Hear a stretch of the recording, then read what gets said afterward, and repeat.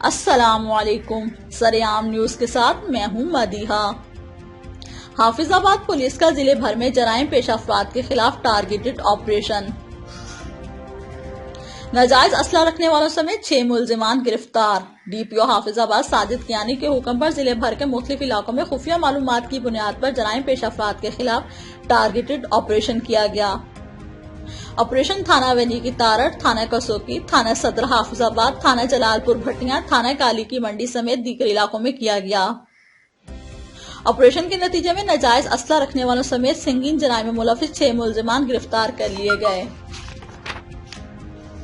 गिरफ्तार मुल्जिमान में आमिर जावेद से 300 ग्राम चर्स, इमरान से 5 लीटर शराब, कलीमुल्ला से पिस्टल 30 बोर मां 3 गोलियां, अब्दुल राउफ से पिस्टल 30 बोर मां 3 गोलियां, मुबशर से बंदूक 12 बोस 3 कारतूस बरामद करके मुकदमा दर्ज कर लिए गए।